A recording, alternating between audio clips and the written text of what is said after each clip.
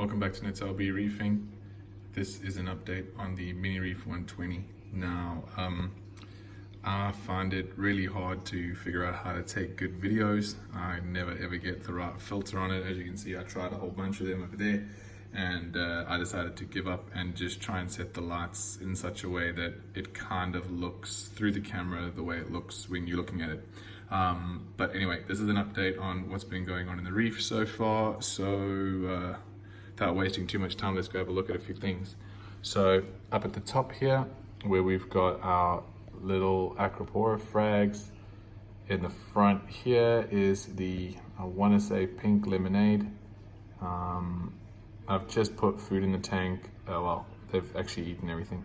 At the back there is the Sustainable Reefs Red Devil Acropora, and at the back there, I am not sure what that one is called, but it's sort of blue, and like I said, I'm sorry about the lighting, but the tips of that one are sort of blue.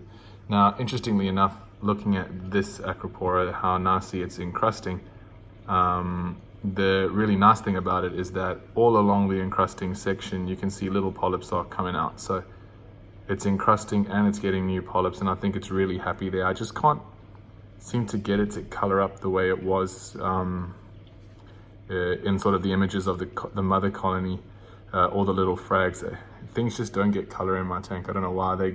I'm dosing Red Sea coral colors, so maybe in a couple of months or so it'll really start taking off. Then down here is the pink bird's nest, which, since moving it further down, again, like I said, I'm sorry about the coloring, but since moving it down, it is the pink has moved just from, it used to be only on the tip, but now it's sort of extending further down the branch. So I don't know why that's happened, but it has. I'm happy about it. I don't know if maybe it was too bright up the top. This is the red Goniopora. That is a fish that wants to get in on the video. It is trying to eat a piece of fish. Now, I don't believe that these things can actually eat big particles, but that to me looks like it has been working on that piece of frozen fish for maybe about 6 or 8 minutes now. It is definitely swallowing it, which is weird. I'm sorry, this is so bumpy.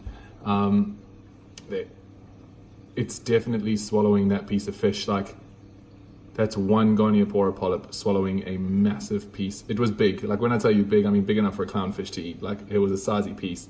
It landed right there in the middle of that polyp, and it's literally engulfing it slowly but surely. It's disappearing, which is really weird because I was under the impression they only tried to eat really, really small things, but that is very clearly a large piece of fish in that Goniopora mouth. So I'll let you know how that goes.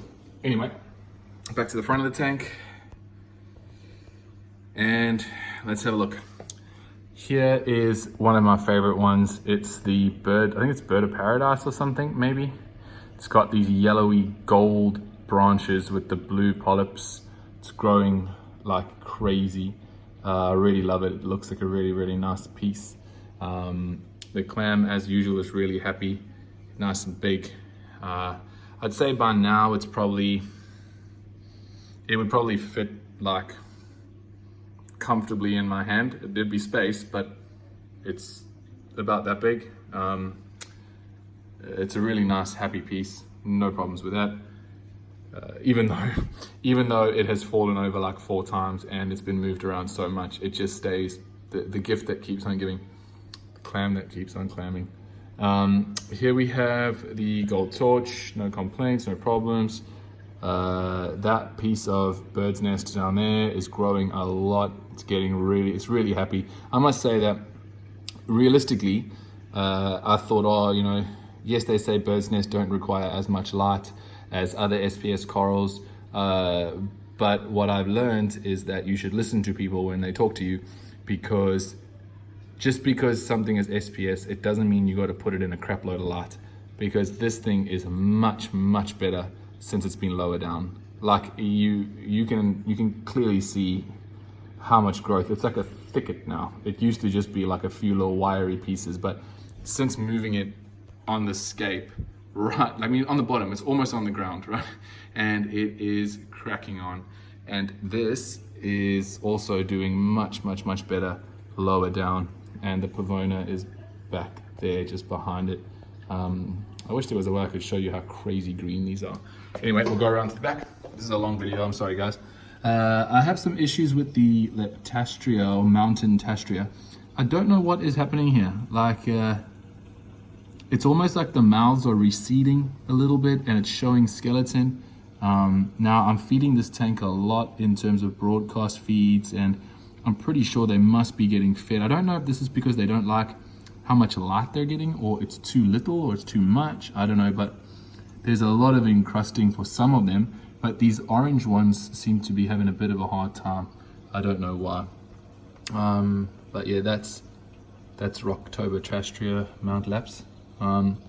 Here is the chalice around the back. These little frags are growing like crazy. Like, I mean, if you guys have got patience or energy, you can go back to videos of a couple months ago, and that thing was like just one little mouth. That is the really rudely placed bird's nest frag. Look at it from here. It kind of, I don't know, it's just really rude. And then that's another bird's nest down there. And then there's the Pavona, not Pavona, Possilopora, sorry, over there. And then we have our wall of zoanthids. And last but not least, on this side, we've got the other Possilopora, which is there. So, yeah, that is the update of the tank. This is a long video. If you guys are still around, you haven't died or anything, congratulations on making it through almost 7 minutes. I apologize, most of it was me, thinking out loud and hanging around on the side over there trying to show you the Goni. So, long video, sorry for it being so long. And if you're still around, thank you. And thanks for watching. Peace.